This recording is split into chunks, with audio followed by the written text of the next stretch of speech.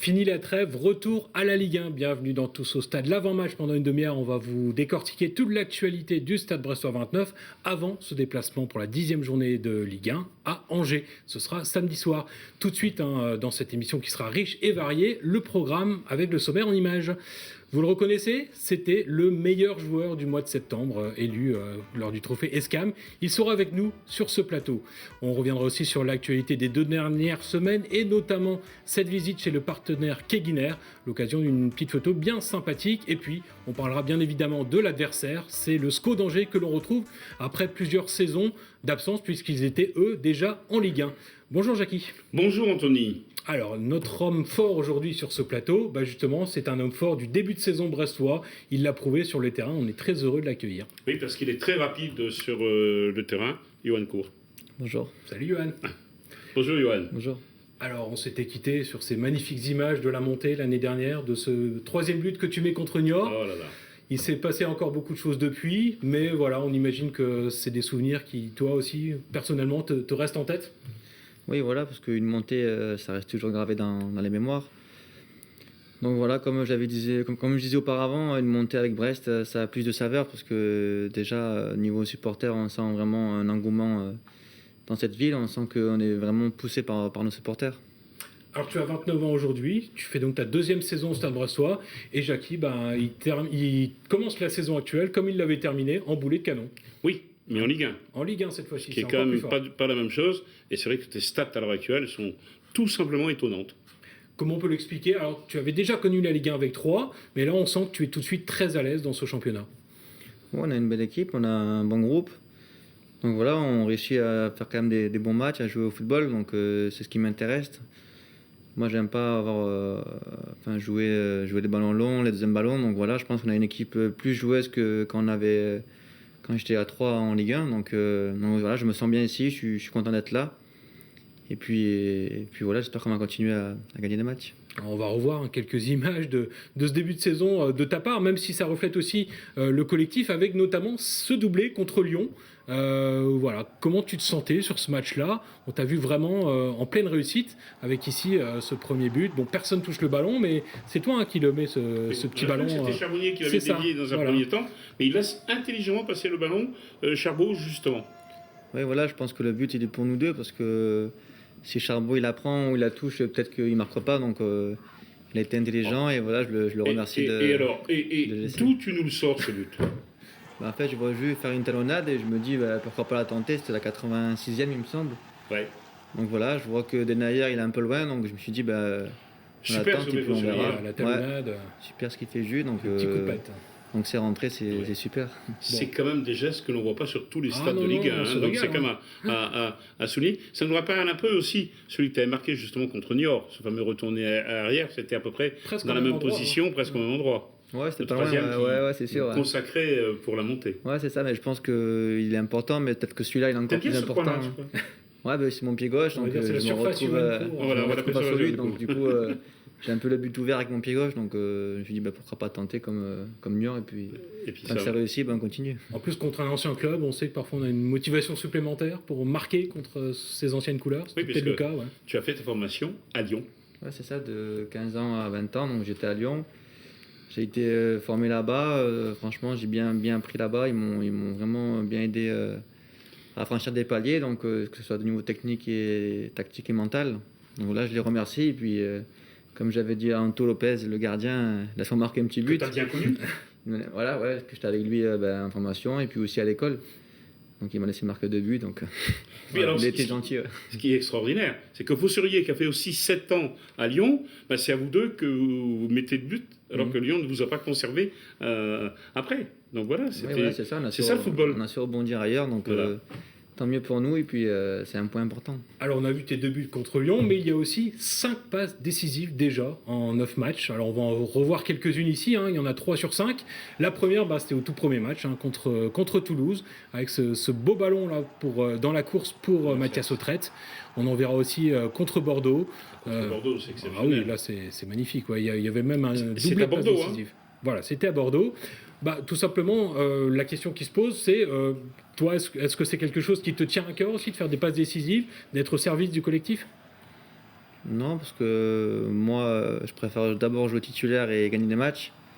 Après, les stats, c'est bien, mais ça passe après. Donc voilà, ça me réussit cette année. Pour l'instant, je suis à 5 passes de but, mais le plus important, c'est de gagner des matchs et de prendre des points pour avoir le maintien le plus vite possible. Mais quand on revoit ces deux actions, c'est tout un collectif. Bien sûr, c'est toi l'homme de passe décisif, mais vous êtes plusieurs à jouer, et c'est sur le terrain de Bordeaux. Voilà, ça c'était quand même notable. Et puis là, on voit celle contre Metz aussi, hein. Encore une fois pour Julien Faussurier, avec ce long centre. Voilà, on sent des automatismes, hein. Peut-être les joueurs qui étaient déjà là l'an passé, avec Mathias Autrette aussi. Ça, c'est des choses qui continuent à fonctionner en Ligue 1. Ouais, parce qu'on a des principes de jeu qu'on a acquis l'année dernière avec Jean-Marc. Donc là c'est un but où en gros les anciens se connaissent par cœur. Et je sais que Jus, quand j'ai centré, il était au second et lui savait que j'allais mettre au second. Voilà. Donc du coup... Non, mais c'est important. Du coup, on était connectés. Voilà. Alors, on vous a presque tout dit sur Johan Cour. Si vous voulez en savoir encore plus sur lui, eh bien, branchez-vous sur nos confrères de beIN Sport dimanche prochain. Un reportage spécial, Jackie, qui lui sera consacré à Johan sur le terrain puis en dehors, parce qu'on sait qu'il a une particularité dans le monde du foot. Oui, d'abord, c'est tous les 15 jours, 3 semaines, qui font donc, avec nous d'ailleurs, en collaboration avec nous, une série spéciale tout au long de la saison. Et là, en fait, ils t'ont choisi, ils t'ont suivi.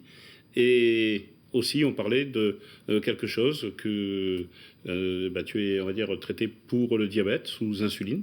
Et tu es peut-être un des rares, si ce n'est le seul sportif de haut niveau en France, à avoir la phase de traitement et savoir l'adapter.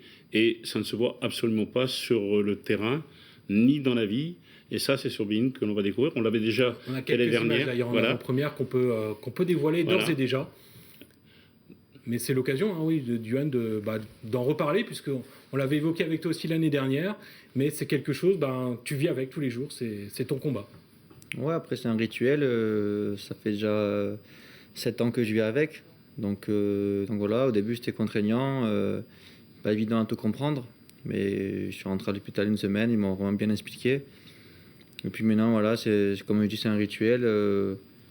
Pour moi, c'est une maladie, mais il y a le plus grave dans la vie, donc j'avance de jour en jour. Et puis pour moi, c'est comme si j'étais pas malade en fait. On dit que je suis malade, mais pour moi, je suis pas malade parce que je me dis que dans la vie, il y a le plus grave et je peux faire ce que j'aime, jouer au football, faire mon métier. Donc je me dis que je suis malade sans être malade en fait. Non, et puis c'est bien que tu en parles pour beaucoup de gens qui ont cette maladie, de montrer que l'on peut avoir une vie complètement normale, même si on est effectivement avec le diabète et sous insuline. Et je trouve que c'est très bien de ta part de le faire, parce que pour les malades qui ont ça, c'est très encourageant. Ouais, après, il n'y a pas de honte à en parler, moi ça ne me dérange pas. Donc voilà, si on est sérieux, si on est impliqué dans la maladie, il n'y a pas de souci. Après, c'est sûr que si on la prend à la légère, après on aura des complications plus tard. Mais voilà, il faut surtout ne pas avoir honte d'en parler, même d'en discuter, que ce soit... Même moi, si j'ai un souci sur le terrain ou pas, de me resucrer, de prendre du sucre. Tous les collègues, le staff le savent. Donc voilà, mais pour moi, c'est une force, je me bats contre la maladie. Et puis voilà, je pense que de jour en jour, je prends du plaisir à jouer au football. On le voit sur le terrain, c'est ça l'essentiel. Ah oui. Allez, on va passer à toute autre chose en revenant sur l'actualité interne au Stade Brestois des 2 dernières semaines pendant la trêve internationale, avec ses premières images concernant Jackie, le club des 29. Alors, en quelques mots, rappelez ce que c'est. Alors, c'était à la fois avec les joueurs et leurs familles, une soirée de convivialité qui ont permis d'abord aux familles des joueurs de venir et retrouver les autres familles de joueurs et d'être avec les principaux partenaires, le club des 29 étant les principaux partenaires. Alors, il y avait un casino qui était là, il y a beaucoup qui ont joué, beaucoup qui ont gagné, mais c'était des faux billets, des faux billets fictifs. Voilà. Il faut savoir. Dire, Voilà, tout à fait. C'était des billets de Monopoly. Voilà. D'accord, bon, c'était dans la convivialité. Il y en a qui jouent bien. Oui, bon, on imagine. Voilà, donc ça c'était la semaine dernière, le mardi soir à l'atelier. Et puis, il y avait aussi, en début de cette semaine, une visite, alors traditionnelle pour ceux qui connaissent le Stade Brestois, la fameuse visite des joueurs du TAF chez Keguiner. Oui, puisqu'on n'est pas loin de la 20e. Oh oui, c'est... voilà, je ne crois pas me tromper en disant ça. Donc, avec effectivement, il y a le poster officiel qui a été fait à la mairie, on va y revenir, mais il y a aussi la photo qui est faite chez le principal partenaire du club maillot, Keguiner, ça vous le savez, vous le voyez sur les maillots depuis longtemps. Et donc, l'équipe qui va dans l'entreprise pour faire aussi un poster spécifique. Et bien justement, on y était, on vous a préparé un petit sujet inside, comme on dit dans ces cas-là, le voici.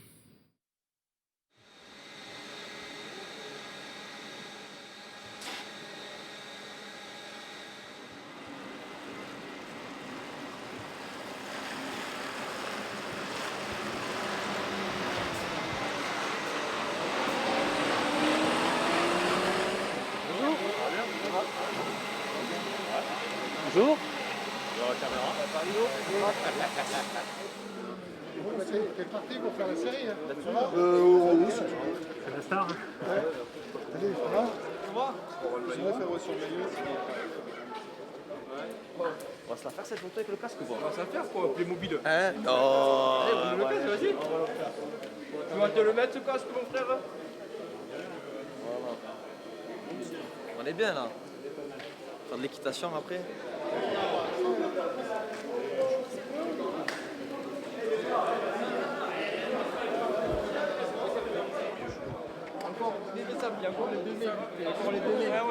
Encore les deux mecs, les plus petits même. Toujours. Les plus beaux aussi.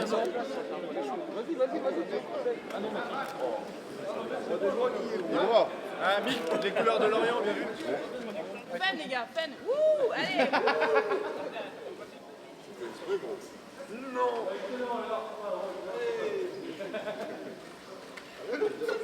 Merci, merci.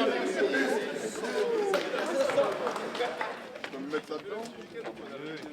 L'année dernière, on était monté dedans.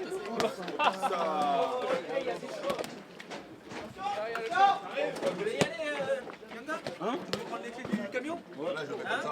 Vas-y, Yanga, vas-y. Oh là là. En plus, Alors Ceux qui sont dans le camion, ils peuvent se mettre accroupis devant comme le...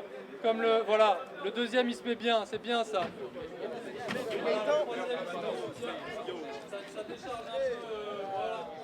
De pouvoir voir les joueurs qui viennent ici, c'est aussi un grand moment pour nous parce que ça permet aussi aux salariés de participer à ça, de pouvoir aussi être impliqués dans ce partenariat qui est important pour nous.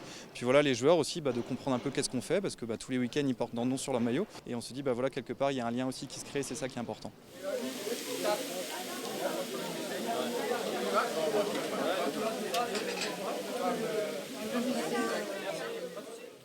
Voilà, on a vu notamment Johan Cour porter le casque, mais c'était pas le seul. Hein. Non, tout à fait. Et puis bon, comme d'habitude, Claude Keguener sait recevoir. Voilà. Et c'est vrai que vous avez passé finalement, au début, on se dit, oh, là, encore prendre une photo, et finalement, c'est une bonne journée. Voilà, c'est une bonne matinée, voilà, en groupe avec toute l'équipe. Donc voilà, c'était une bonne ambiance, on a bien mangé, donc c'était super.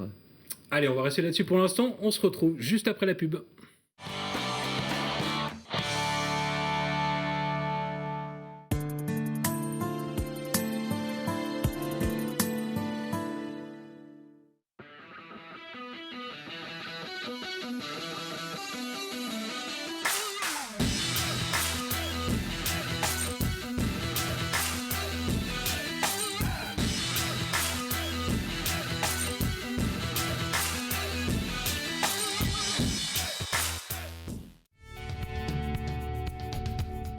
Cherchez un crédit immobilier.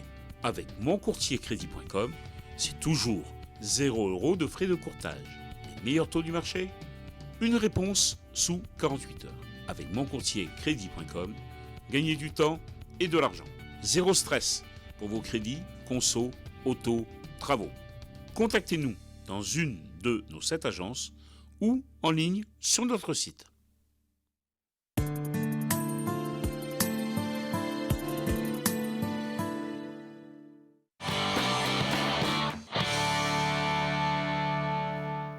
Retour dans Tous au stade, l'avant-match avant donc ce déplacement à Angers. Angers-Brest, c'est samedi soir 20h au stade Raymond Kopa pour la 10e journée de Ligue 1 Conforama. On est toujours avec Johan Cour sur ce plateau. Alors justement, c'est l'occasion de te demander qu'est-ce qui s'est passé pendant ces 2 semaines. On a vu quelques images de visites ou de soirées, un petit peu de gala, mais on imagine que vous les joueurs, vous êtes aussi beaucoup entraînés pendant ces 2 semaines sans match.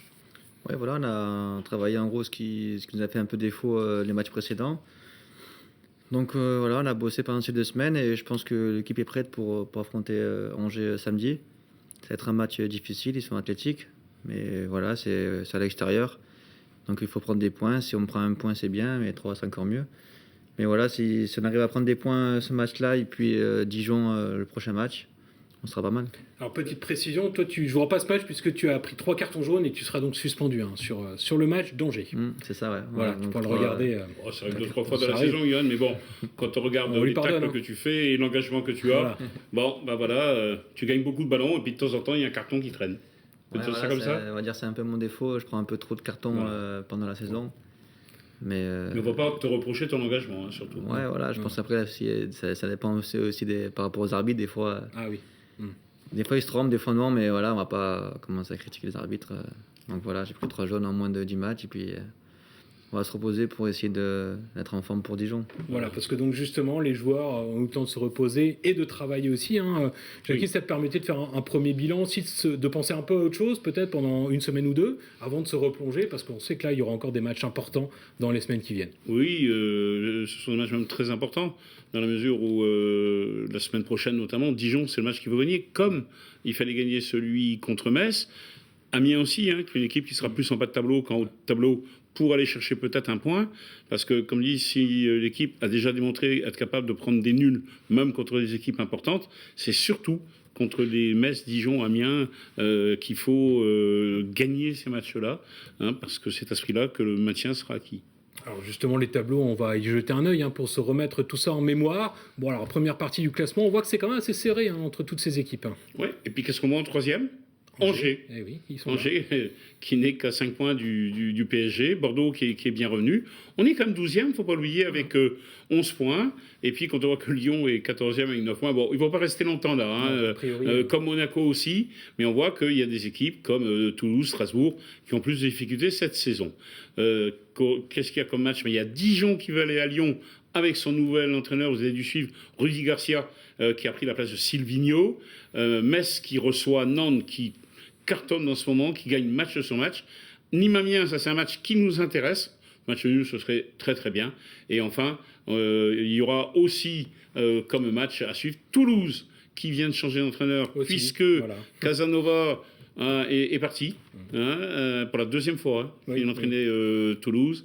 C'est toujours compliqué les retours dans un club d'un entraîneur. Et c'est Antoine Comboiré, une vieille connaissance guingampaise, qui va reprendre le club après avoir été à Dijon l'année dernière et sauver Dijon dans les dernières minutes, si on se souvient du fameux barrage contre Lens. C'est la fameuse valse des entraîneurs qui commence en Ligue 1 très tôt cette année. Très tôt cette année, plutôt que les autres années. C'est vrai. Alors concernant le Stade brestois, Johan, tu nous démentiras pas. Le premier bilan après 9 matchs, c'est presque le quart du championnat déjà. Il est plutôt bon. Brest est dans les temps. Brest tient la route face aux grosses équipes aussi. Oui, il est plutôt bon, mais je pense qu'il nous manque encore 2 ou 3 points parce que on a quand même fait des matchs intéressants. On a perdu peut-être 2 points contre Toulouse à domicile. C'est ceux-là qui sont à regret, à mon avis. Je pense que c'est ceux-là. Et puis aussi à Saint-Etienne, je pense qu'on était bien en place. On menait 1-0. On n'a pas su tenir, mais je pense que c'est Toulouse où on doit prendre 2 points de plus. Mais après, voilà, 11 points, c'est pas mal. Et je pense qu'on a montré qu'on avait le niveau de la Ligue 1, surtout contre Lyon. Donc certains diront que Lyon n'a pas été bon, mais je pense que c'est nous qu'on fait un gros match. Donc voilà. Bordeaux aussi. Oui, Bordeaux aussi, mais après, après là, on a un mois d'octobre, on va dire, moins compliqué que les mois précédents, mais... Sur le papier. Sur le papier, voilà, ça veut rien dire. Après, on sait qu'en novembre, on aura des grosses équipes, donc voilà, il faut prendre les matchs un par un. Il y aura aussi la coupe à Metz, à pas négliger. Donc voilà, ça démarre déjà samedi contre Angers. Contre Angers, donc un adversaire qui est redoutable. Voilà. On l'a vu au classement, qui marque beaucoup de buts. Alors, avant d'en parler, on va récapituler tout ce qu'il faut savoir sur cette équipe d'Angers. C'est dans la rubrique L'adversaire, préparée par Pierre-Yves Cavarec. Samedi soir, Brest va défier Angers, un club qui fête cette année son centenaire. Les deux équipes ne s'étaient plus affrontées depuis 6 ans et c'était en Ligue 2. À la fin de cette saison-là, c'est bien le SCO qui accède à l'élite en terminant 3e du classement. En Ligue 1, les Angevins vont vite trouver leur vitesse et se maintenir plusieurs saisons de suite en terminant 9e, 12e, 13e et 14e en 2018-2019. Mais cet été, grosse inquiétude pour les supporters du SCO avec la vente record de Jeff Rennes Adélaïde, leur meilleur joueur à l'Olympique Lyonnais. Le club s'est quand même renforcé offensivement avec les arrivées du duo nîmois Tube Alioui et de l'ex-canet Casimir Ninga, 3 joueurs qui n'ont pas tardé à faire leurs preuves. Après ce mercato risqué, le début de championnat est difficile, notamment à Lyon, avec une lourde défaite 6-0 pour les hommes de Stéphane Moulin.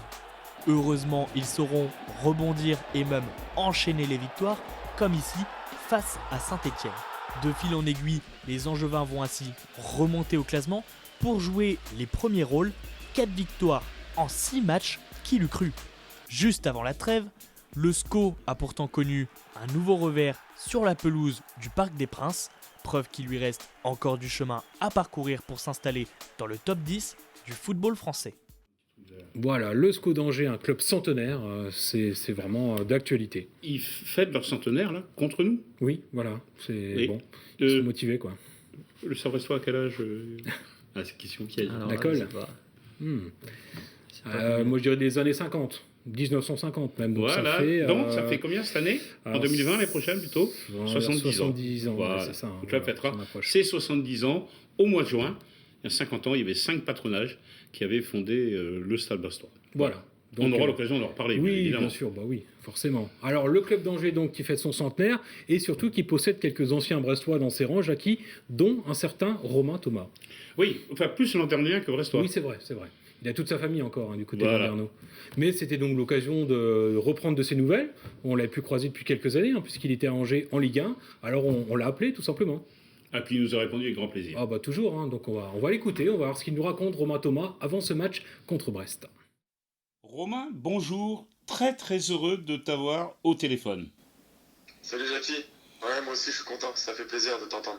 Alors, ta dernière saison à Brest, c'était l'année 2009-2010, l'année de la montée. Tu as été très peu utilisé. Et ensuite, tu pars à Carquefou, où tu vas jouer 3 ans. Oui, c'est ça. Bon, mon année à Brest, elle me reste marquée par rapport à la remontée en Ligue 1. Pas par rapport à mes matchs joués, mais bon, ça reste une belle année quand même.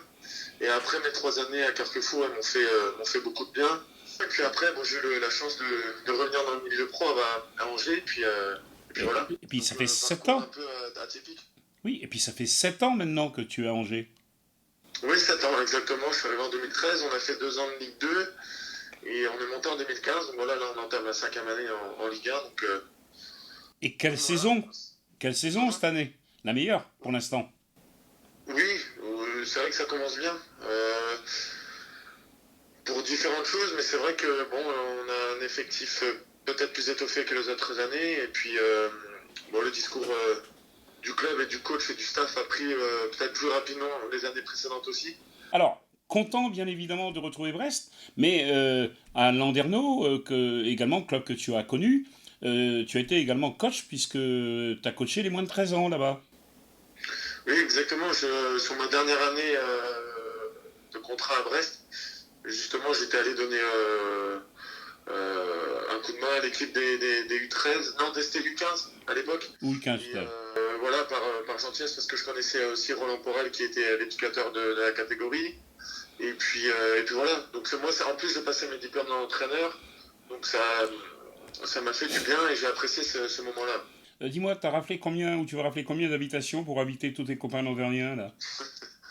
Ouais, je sais pas. J'aurai moins de soucis ce week-end parce qu'il y aura un peu de gens de la famille qui vont se déplacer. Ouais. Mais c'est sûr que le 29 février, quand on va venir à Francis-Leblé, là, je vais peut-être devoir louer la tribune Arkea. Enfin, je sais pas. Je me demande comment je vais m'y prendre, mais non, ça va aller. Ça va aller, mais en tout cas, c'est toujours un plaisir. Bon. En tous les cas, nous, on se verra samedi, puisqu'on se déplacera pour faire ce match sur TBO. C'est sympa, Jackie, merci. À samedi. Salut, Jackie, à bientôt. Merci. Voilà, c'est donc avec grand plaisir qu'on retrouvera Romain Thomas, mais pas seulement, puisqu'il y a 2 autres Bressois dans l'effectif angevin, Jackie, un certain Ismaël Traoré qui le complète en charnière défensive, et puis... Qui a joué à Sedan aussi avec Yoann avec Yoann Cour, et puis alors peut-être qui était là depuis plus longtemps au Stade Brestois, c'est Thomas Mangani. Ouais, Thomas Mangani qui avait essayé de revenir il y a 5-6 ans. Finalement, il était reparti à Angers, et quand on voit ce qu'il fait à Angers, dommage qu'il n'ait pas signé à Brest à ce moment-là. Ouais, c'est vrai que c'est un sacré joueur pour la Ligue 1. C'est un garçon extraordinaire au niveau mentalité. Alors, qu'en pense le coach brestois, cette fois-ci Olivier Dalloglio, avant ce match à Angers? On va tout de suite écouter ses propos ce jeudi matin en conférence de presse. Angers est une équipe qui fait un bon début de saison, avec une certaine continuité. Bon, déjà, avant de parler d'équipe, il faut parler du club. C'est un club qui grandit chaque année. C'est déjà une équipe très athlétique, et qui a aussi des arguments dans le jeu, alors, des arguments de possession, mais aussi de contre-attaque, et puis sur les coups de pied arrêtés aussi, très, très puissants. Voilà, donc il va falloir résister à cette puissance-là, dans un premier temps, avant de pouvoir aussi, nous, de notre côté, amener nos arguments. Mais ce sera un match difficile, ça je n'en doute pas. De toute façon, comme je le dis, tous les matchs sont assez compliqués. Mais là, ça va être effectivement, sur le plan athlétique, on sait à quoi s'attendre. Le coach Olivier Dalloglio qui pourra compter sur quasiment tout son groupe, hormis sans doute Jackie Romain Perrault, toujours touché un petit peu par rapport au dernier match. Oui, qui était sorti effectivement à la mi-temps, qui avait une gêne à la cuisse, qui ne sera probablement pas de ce match-là, mais il vaut mieux se reposer un match et être de bien sur le match d'après. Et donc Johan Court suspendu, malheureusement pour ce match. Voilà. Rapidement, avant de terminer cette émission, quelques petites annonces concernant la semaine prochaine. Vous allez le voir ici à l'image. Séance de dédicace du poster officiel à la mairie. Ce sera lundi à partir de 13h30. Venez nombreux, comme on dit dans ces cas-là. Par le parvis de la mairie. Oui, voilà, pour vraiment voir les joueurs de près. Et puis alors, d'ores et déjà, on annonce une soirée spéciale Halloween pour le match Brest-Dijon avec le comte Olivier Dalloglio. On verra s'il est en Halloween sur le banc. Oh là là, ouais, ça promet. Ça va être une sacrée histoire pour ce match-là. Voilà, donc ce sera la semaine prochaine. La billetterie est ouverte. Vous pouvez d'ores et déjà réserver votre billet. Johan, merci à toi d'être venu nous voir. Merci à vous. Merci Johan. Et puis donc on se retrouve à partir de la semaine prochaine pour les prochains matchs. Après donc ce match contre Angers.